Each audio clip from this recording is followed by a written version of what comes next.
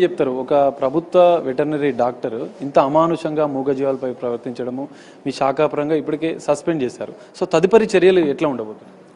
అంటే veterinary council ఈ రాష్ట్రంలో బలోపేతం చేయాలండి. కౌన్సిల్ యొక్క పర్మిషన్ తీసుకొని ప్రతి ఒక్క ప్రైవేట్ వెటర్నరీ హాస్పిటల్స్ ఎవరైతే ఉన్నారో హైదరాబాద్లో కొన్ని స్టాండర్డ్స్ మెయింటైన్ చేయాలి.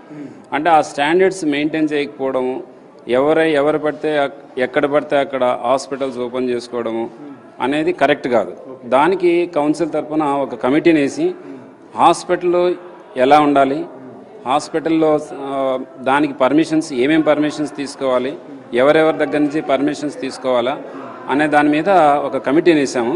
కమిటీ ఈ నెలాఖరికల్లా తయారవుతుంది.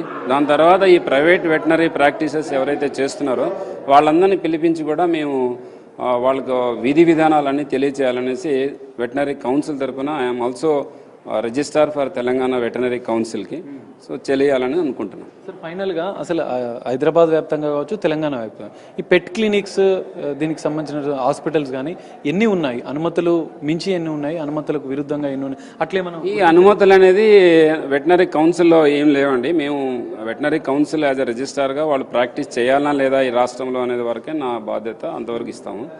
దాదాపు నాకు తెలిసి సుమారుగా 400 వరకు ఉంటాయని హైదరాబాద్లో మాత్రం ఉంటాయని నేను అంచనా వేసుకున్నాను. బట్ త్వరలోనే వాళ్ళ ప్రైవేట్ ప్రాక్టీస్ అందరినీ పిలిపించి ఆ విధి విధానాలన్నీ కూడా సరిగా అయ్యేటట్టు చూడాలనేది ఒక ఆలోచనలో ఉన్నాను.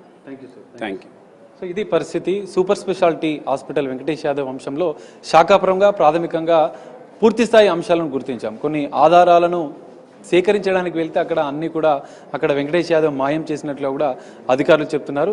ఇప్పటికే వెటర్నరీ కౌన్సిల్కి, ఇటు మరోవైపు జిహెచ్ఎంసీకి, పోలీసులకు వెంకటేష్ యాదవ్ అంశం పైన పూర్తిస్థాయి దర్యాప్తు చేయాలంటూ కూడా ప్రాథమిక నివేదికను వాళ్ళందరికీ అందించారు. వాళ్ళందరికీ లేఖలు రాశారు. ఇంకా ఈ వీధి కుక్కల రక్తంతో దందా కేసులో, వెంకటేష్ యాదవ్ కేసులో ఇంకా ఎలాంటి సంచలన విషయాలు వస్తాయి, పూర్తిస్థాయి నివేదిక అనంతరం కూడా మరికొన్ని సంచలన విషయాలు బయటకు వచ్చే అవకాశం ఉందంటూ కూడా ఇటు అడిషనల్ డైరెక్టర్ సుబ్బారెడ్డి చెప్తున్న పరిస్థితి కనిపిస్తుంది.